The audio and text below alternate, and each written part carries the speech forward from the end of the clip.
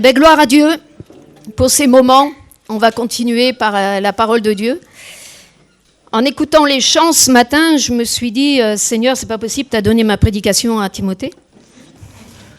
Tu nous fais quoi? Mais merci Seigneur. Merci Seigneur de ce qui fait de belles et grandes choses, de ce que l'Esprit de Dieu conduit les choses. Et ça fait toujours du bien de voir que Dieu est au milieu de nous, de le constater, de le sentir et de pouvoir sentir sa présence bénissante et le glorifier ensemble. On passe tous par des moments difficiles. Ça arrive à tous. Personne n'est épargné. Personne n'est épargné par les épreuves, par les difficultés, par les temps de crise. Personne n'est épargné. On est tous un peu bousculés parfois dans notre stabilité spirituelle. On se croit stable et puis tout d'un coup une épreuve arrive et on se sent, wow, on perd pied là, ça va pas bien. On est un peu mal à l'aise. Tous, on passe tous par ces moments-là. Peut-être que ce matin, tu te sens dans l'église comme, au milieu de nous, comme une drachme perdue. Vous connaissez la parabole de la drachme perdue? Cette femme, ça se passe, Jésus raconte cette parabole et cette femme, elle est dans la maison, elle a 10 drachmes et elle en perd une. Et il y en a une, elle est dans la maison et elle la cherche. Alors elle allume une lampe pour éclairer la maison, pour tout voir dans la maison. Et puis elle balaye. Et vous savez, quand on balaye, on ramasse la poussière. Il y a une accumulation de poussière. Et là, au milieu de la poussière, ce qui paraissait invisible, ce qu'on ne voyait pas, ce qu'on ne calculait pas, eh bien, elle la repère, elle la ramasse, elle retire la poussière. Et la pièce, elle brille à nouveau. Et elle a sa beauté qui revient. Et là, à ce moment-là, elle la remet avec les autres. Et parfois, dans l'église, on se sent un peu comme ça. Hein, on se dit, tiens, personne ne me calcule, moi. On ne me voit pas. J'ai l'impression que je ne sers à rien. Puis on est déçu, découragé, malmené. Mais en réalité, le Saint-Esprit est là ce matin. Et il te dit, je te vois. Je te vois. Il n'y a pas de souci, je te vois. Et j'ai un plan pour toi. Et ta valeur, elle est là. Et Dieu te dit, tu vois, la poussière, moi, je vais la retirer par mon esprit. Laisse-moi retirer la poussière et laisse-moi te mettre en valeur. C'est à moi de te mettre en valeur, pas à toi de te mettre en valeur. C'est à moi de le faire. C'est mon service, c'est mon œuvre. Et toi, tu te laisses faire. Tu te laisses conduire, tu te laisses polir pour briller davantage. Amen. Alors les épreuves, les difficultés que Dieu permet dans nos vies, elles ne sont pas là pour montrer notre faiblesse, pour dire regarde comme tu es faible. Waouh, tu es faible. Non, c'est pas ça le but. Le but, c'est de révéler que Christ en toi est fort. Christ veut une église triomphante. Il veut des hommes, des femmes, des enfants triomphants. C'est ce qu'il désire. C'est sa volonté. Il veut une église qui ne se laisse pas s'affaiblir, qui ne se laisse pas déstabiliser par les problèmes de la vie, les problèmes du monde, tout ce qui se passe, mais qui dit, mais moi je veux triompher en Jésus-Christ. Alors j'aimerais qu'on puisse lire 2 Corinthiens 2, 14. Ce texte qui nous dit « Grâce soit rendue à Dieu qui nous fait toujours triompher en Christ et qui répand par nous en tout lieu l'odeur de sa connaissance. » Amen. Alors quand j'ai lu ce texte, j'ai dit, mais d'abord, on remarque une chose. C'est Dieu qui nous fait triompher. C'est lui qui nous fait triompher, c'est son œuvre, dans nos vies, au travers de nos vies. Ça lui appartient. N'essaye pas de triompher toi-même, tu vas y mettre ta force. Et là, je peux dire, ta force n'est que faiblesse. N'y mets pas ton grain de sel, ça ne sert à rien. mais Dieu te fera triompher. C'est lui, c'est son œuvre. Donc grâce soit rendue à Dieu qui nous fait toujours triompher. Mais le triompher. J'ai regardé un peu dans le dictionnaire, mais en fait le triomphe, c'est quoi exactement par rapport à une victoire ? C'est quoi le triomphe ? En fait, le triomphe, c'est une victoire éclatante et absolue. C'est-à-dire qu'on peut rien, on ne peut pas en discuter. Un triomphe, c'est inébranlable. Un triomphe, on ne peut pas aller au-dessus. Et je dirais que le triomphe de Jésus-Christ à la croix du Calvaire, c'est un triomphe, oui, éclatant, absolu et éternel. Parce qu'il s'est produit à la croix du Calvaire sur la terre, mais il a une portée céleste, divine et éternelle. Il est là le triomphe. Il est là le triomphe de Christ. Et personne, jamais personne, aucun homme, aucune domination, aucune autorité, rien, personne ne pourra déstabiliser, ôter, transformer, dépasser le triomphe de Jésus-Christ à la croix du Calvaire. Personne. Tu peux t'appuyer dessus. Tu peux y croire, tu peux y mettre toute ta foi. Parce que c'est un triomphe qui est sûr, certain, absolu. Et donc Dieu nous fait toujours triompher en Christ. En Christ. Il ne te fait pas seulement triompher, mais c'est en Christ. Dans ce en Christ, il y a une notion de position. C'est une prise de position. En Christ. Je suis en Christ. C'est-à-dire qu'il y a une notion aussi de relationnel avec Christ. Et pour avoir cette notion de position, pour avoir cette position en Christ, alors il faut avoir cette relation continuelle avec Jésus-Christ, cette communion avec Christ. C'est ce qui va construire en toi que tu vas être en Christ. Tu vas le connaître parce qu'à la fin du verset, il est dit qu'il répand par nous en tout lieu l'odeur de sa connaissance. Comment puis-je répandre l'odeur de sa connaissance si je ne suis pas en Christ ? Si je ne le connais pas. Je ne peux pas dire que je connais quelqu'un si je ne le fréquente pas. C'est une connaissance légère. On va connaître une personne, on va dire « Ah oui, je la connais, je connais son nom, ou j'ai déjà vu à la télé, oui, je vois qui c'est. » Mais en réalité, on ne la connaît pas, la personne. Il faut avoir vraiment une relation. C'est dans le relationnel qu'on connaît les gens. C'est dans le relationnel que tu connaîtras ton Seigneur et ton Sauveur. Et cette communion, cette odeur de connaissance n'est possible qu'à partir du moment où tu es en Christ et que tu demeures en Christ. Alors il nous fait triompher. Ce triomphe, Colossiens 2,15 nous dit, si on peut l'avoir le verset, Colossiens 2,15. Il a dépouillé les dominations et les autorités et les a livrées publiquement en spectacle en triomphant d'elles par la croix. Ça, c'est le triomphe de Christ. La croix n'est pas une défaite, c'est une victoire.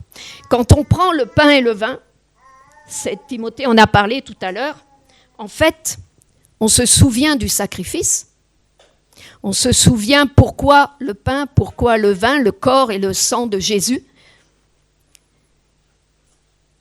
Mais je crois qu'on peut se souvenir surtout que c'est un triomphe, une victoire éternelle. Et son triomphe, c'est notre triomphe. C'est le nôtre, ça nous appartient, il l'a fait pour nous. Il l'a fait pour nous. Il a été au-delà des dominations. Il les a livrés publiquement en spectacle. Waouh, moi je dis Seigneur, merci. Merci, ouais. Moi je veux entrer dans ton triomphe. Je veux entrer dans ton triomphe et je veux vivre dans ton triomphe et triompher en Christ. Alors c'est vrai qu'un triomphe, c'est enthousiasme. Ça met en nous le désir, ouais, on veut triompher, on est des chrétiens triomphants, on va aller de l'avant, et gloire à Dieu, on va voir de belles et grandes choses, et alléluia. Oui. Seulement, il y a des fois, on se dit, mais il y a un petit problème, c'est que quand je passe par un temps de crise, quand je passe par une difficulté, tout d'un coup, le triomphe, j'ai l'impression qu'il s'éloigne de moi. J'arrive plus. J'arrive plus. Il y a des problèmes. Vous savez, ça me fait penser à Agar. Vous connaissez l'histoire d'Agar ? Agar, c'est cette servante égyptienne qui était chez Abraham et Saraï. Au début, c'est Abraham et Saraï. Elle était là, elle servait. Et puis, vous savez qu'elle était quand même dans un foyer où il y avait la foi. Hein. Abraham avait la foi. Il avait reçu une promesse de la part de Dieu qu'il allait avoir une descendance. Et puis, les années passant, Saraï, elle a voulu y mettre son grain de sel et elle a dit, prends ma servante et par elle, j'aurai un enfant et j'aurai un fils. Voilà, la promesse va s'accomplir.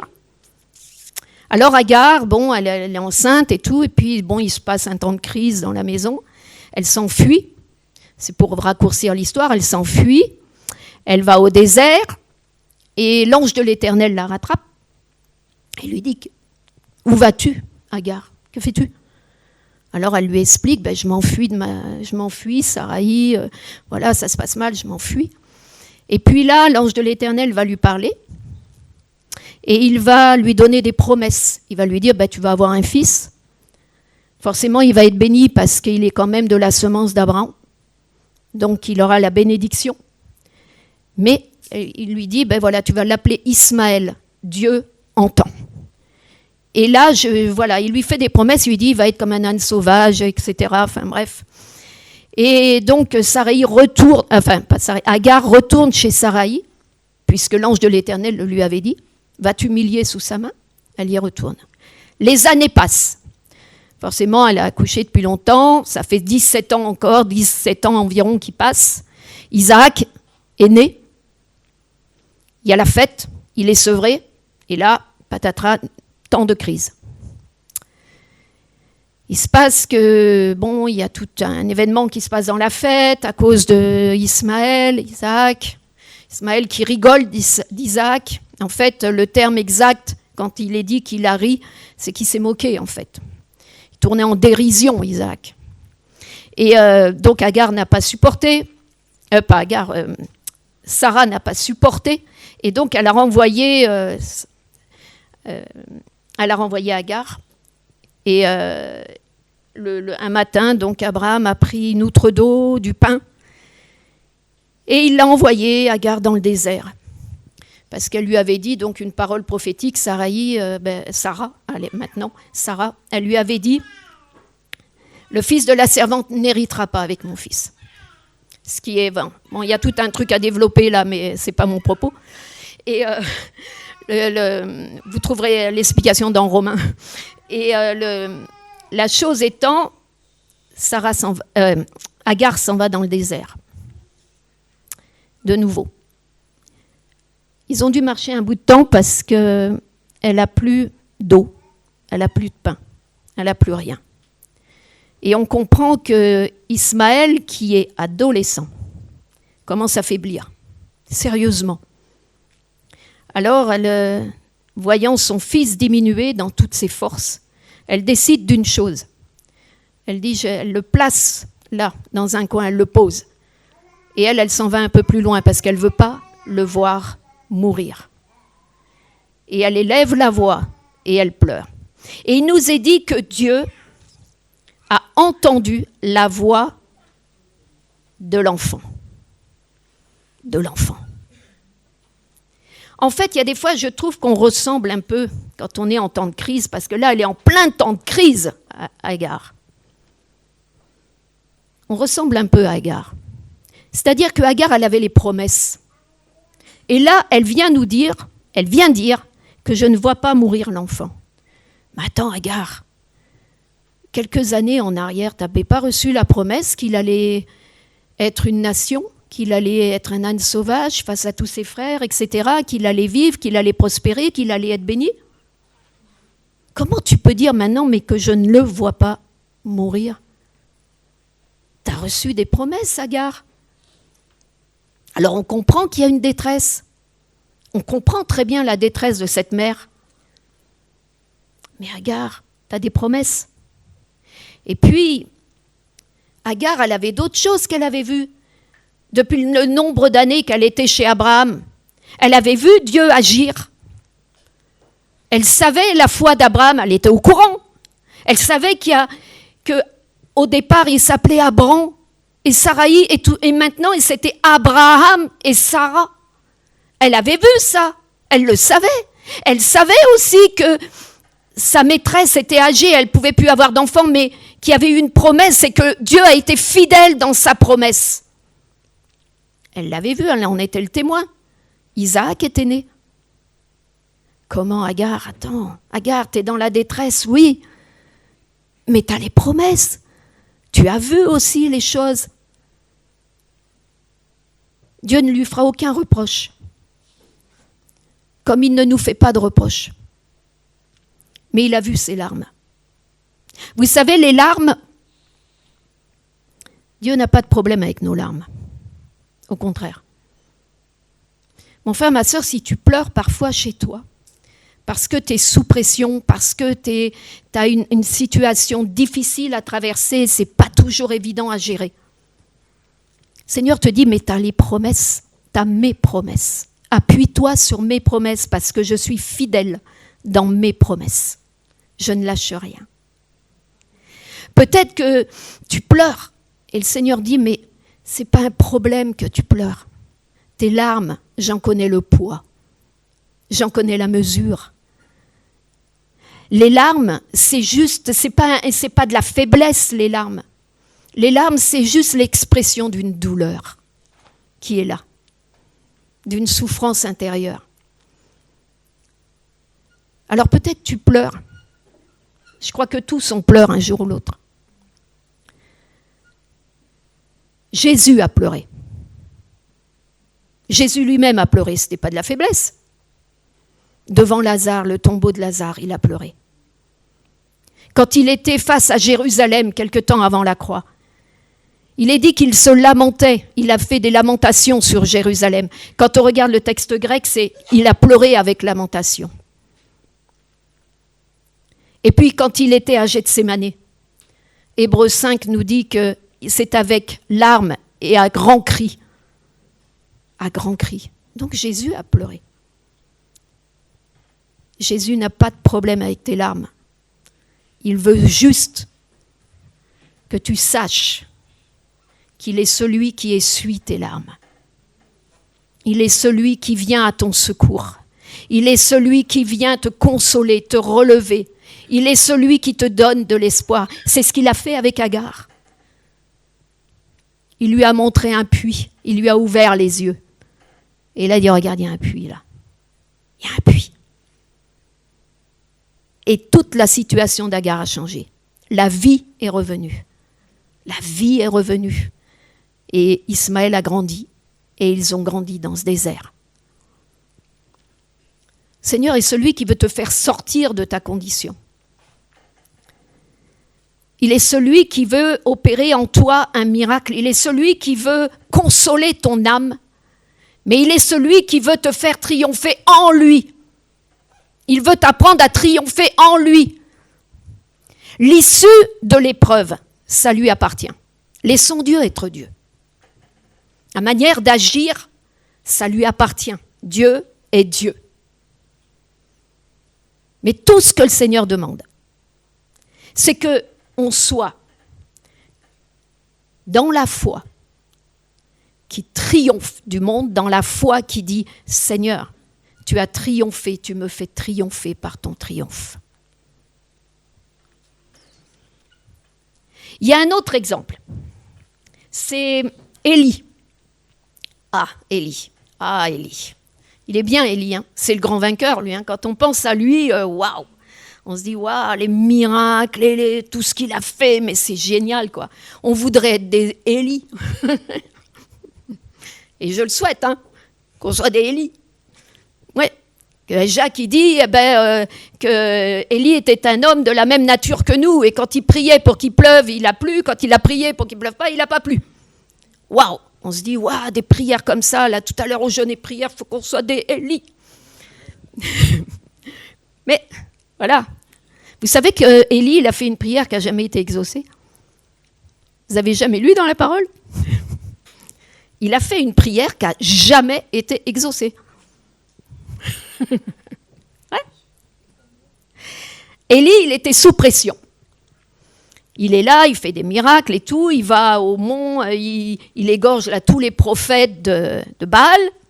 Il fait un truc dingue. Il faut dire que c'est dur quand même, hein. Je sais pas, je me mets à sa place, je me dis, voilà, je sais plus, il y avait 400 prophètes, c'est ça? Ouais. Et 400 prophètes, égorger 400 bonhommes? Ou. Je sais pas, mais ça vous met la pression quand même, hein? Même si vous êtes rempli de l'esprit, tout animé de l'esprit de Dieu, de l'onction, tout d'un coup, je sais pas, ça, il y a du sang, hein? Et puis, après, il dit à Akab, quelque temps après, vas-y, monte sur ton char, vas-y, va à Jezreel, là, vas-y, parce que la pluie arrive.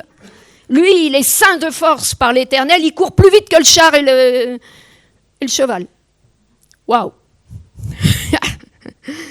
Élie, il est là, Élie, hein, quand même. Et puis là, Jézabel, elle apprend ce qu'il a fait, et elle lui fait dire. Elle envoie un messager pour lui dire, demain à la même heure, je te fais la même chose. C'était peut-être pas ce qu'il attendait. C'était peut-être pas ce qu'il attendait. Et Élie, il était sous pression, là. Il était sous pression. C'était fort sur lui. Il servait l'Éternel quand même, mince. Il servait Dieu. Et là, Jézabel, cette reine impie, va lui dire demain, à la même heure, moi je te fais pareil. Je te fais la même chose que ce que tu as fait à mes prophètes de Baal. Alors Élie s'en va. Il fuit. Il veut sauver sa vie, il fuit. Il va dans le désert, pareil, il s'en va. Puis là, tout d'un coup, il se couche, s'assoit et il commence à prier. Il dit, Seigneur éternel, prends mon âme, c'en est assez. Il commence à dire à Dieu, c'est assez, il y en a marre.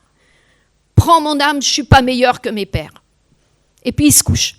À mon avis, il voulait attendre la mort. Il s'est dit, je vais me coucher, je serai déjà dans une position idéale. C'est bon. Maintenant, il n'a plus qu'à agir. Prière non exaucée. Sa prière, Dieu l'a entendue. Mais elle n'a jamais été exaucée parce qu'Élie, il n'est pas mort. Pas mort là, mais il n'est pas mort du tout. Il n'est jamais passé par la mort. Vous connaissez l'histoire. Il a été enlevé sur un char de feu et hop, au ciel. Il est parti. Waouh! Élie, si tu avais su à ce moment-là ce qui allait arriver. Mais Élie, il était sous pression, le pauvre. Servir Dieu, parfois, c'est pas facile de servir le Seigneur dans un monde impie, dans un monde qui nous entoure et qui refuse la foi, qui vient pour vous titiller là, et que l'adversaire se charge de manipuler certains pour venir vous dire hey, tu es ridicule avec ta foi, tu es complètement ridicule. Et puis tu vas voir un peu, de toute manière, tout ce qui arrive, ça va t'arriver aussi et tout. Et là, Élie, il est là et Dieu le réveille. L'ange de l'Éternel le réveille. Un ange le réveille, il le fait manger, lui redonne des forces par 2 fois. Et après, Élie reprend sa route. Parce que l'ange lui dit, hey, la route est longue encore, hein. Tu as encore du chemin à parcourir. Et puis tu as un rendez-vous avec Dieu. Et il est allé au rendez-vous avec Dieu, à Horeb. Et ouais. Et il a marché combien? 40 jours et 40 nuits, avec la nourriture que l'ange lui avait donnée. Miracle. Sans s'arrêter, 40 jours et 40 nuits. Vous avez mis vos souliers, là, on peut y aller après. Ouais. Mais le Seigneur, il est là. Ça va être un problème au bout de quelques... Il n'y aura plus de talons. Mais le Seigneur est là. Il est là avec nous. Et c'est pour ça qu'il est dit, Grâce soit rendue à Dieu qui nous fait toujours triompher en Christ. Que même dans tes situations difficiles, Dieu est là. Même dans tes situations compliquées, tes temps de crise, Dieu est là. Tu as les promesses, comme Agar avait des promesses. Tu as l'onction de l'Esprit, la vie de l'Esprit, le Saint-Esprit, comme Élie. Tu peux être découragé. Dieu ne fait aucun reproche. Il n'a pas fait de reproche à Élie. Il n'a pas fait de reproche. À Agar non plus. Il est juste intervenu avec douceur, avec tendresse, compatissant, aimant, disant « Mais attends, je suis là et moi, ma volonté, c'est que tu triomphes en moi, par moi, pour moi. » Dieu connaît. Et comment je peux être en Christ si ce n'est en demeurant en lui et lui en moi? C'est ce que Jésus a dit. Demeurez en moi et je demeurerai en vous. Waouh! Là, je triomphe. Parce que Christ en moi, disait Paul, l'espérance de la gloire. Et ouais.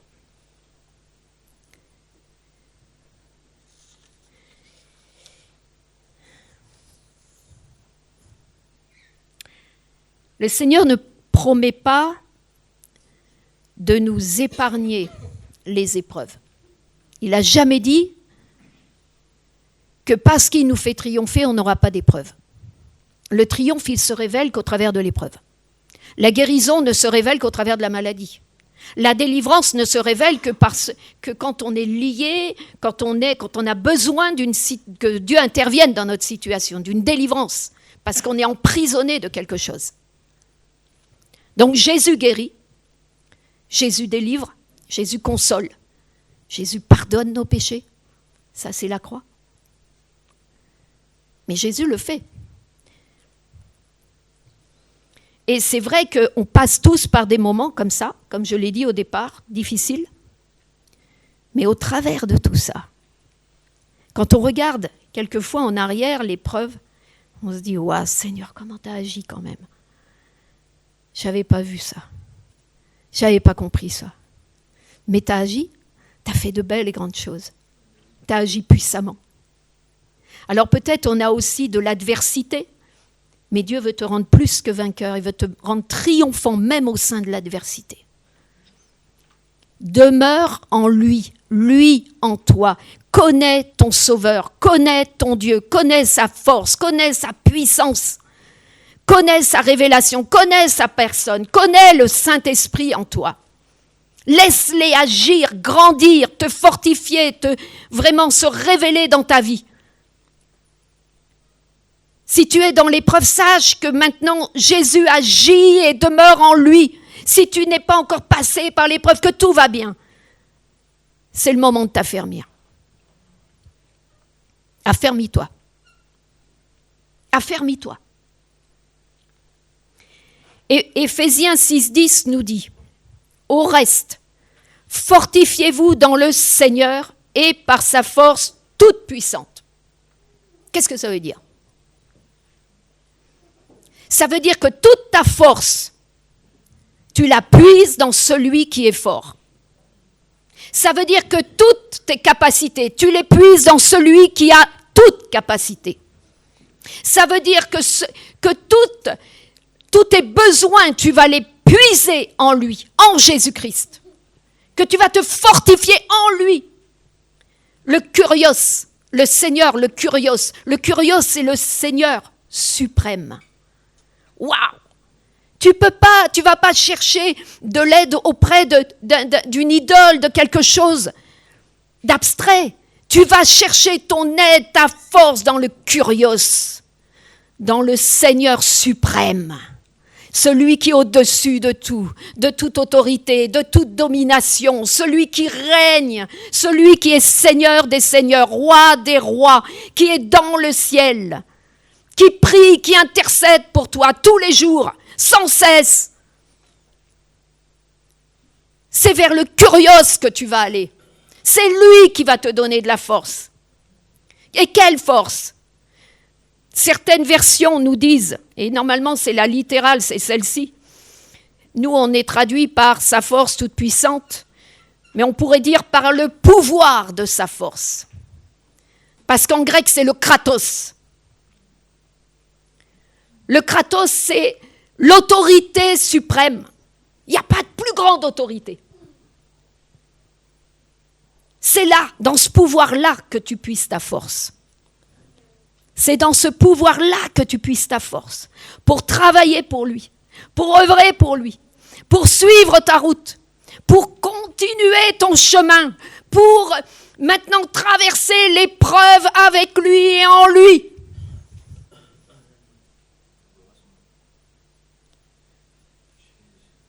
Il est dit dans le psaume 23, on veut monter sur les montagnes. C'est bien. Mais entre les montagnes, il y a des vallées. Il y a une vallée, elle s'appelle la vallée de l'ombre de la mort. On la traverse en Jésus-Christ.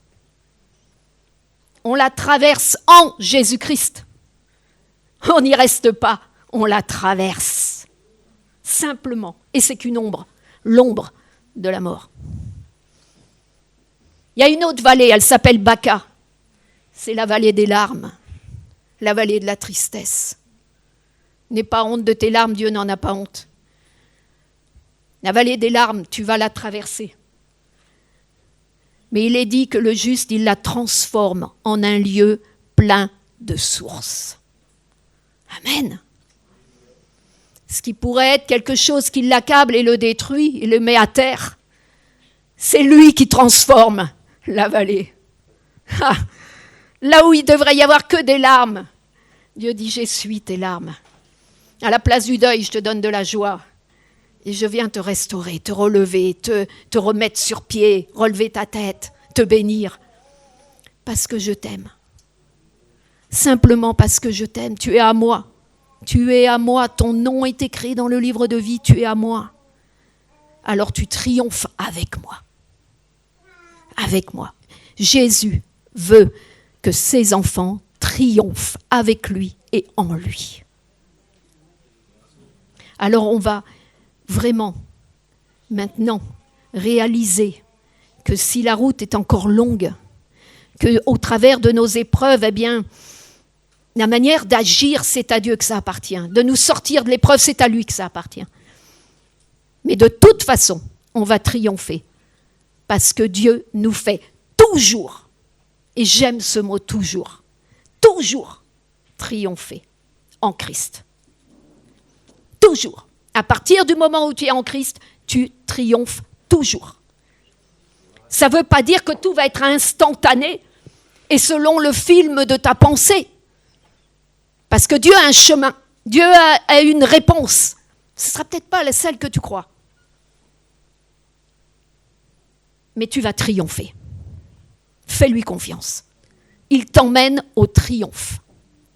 Il t'emmène au triomphe. Tu ne seras pas terrassé. Refuse les pensées qui vont te dire ah, c'est fichu, c'est raté. C'est ce qu'elle faisait, Agar. Elle a vu le désert, elle. Elle a vu le manque d'eau, le manque de pain. Elle a vu la mort arriver. Mais ce n'était pas le plan de Dieu. C'est vrai que souvent, quand on est en temps de crise, on voit ce qui est négatif. C'est bizarre, hein ? On a les yeux rivés sur tout ce qui ne va pas. C'est automatique. On ne voit que ce qui ne va pas. Pourtant, Dieu dit, attends, je vais t'ouvrir les yeux si tu me laisses t'ouvrir les yeux et tu vas voir ce qui est.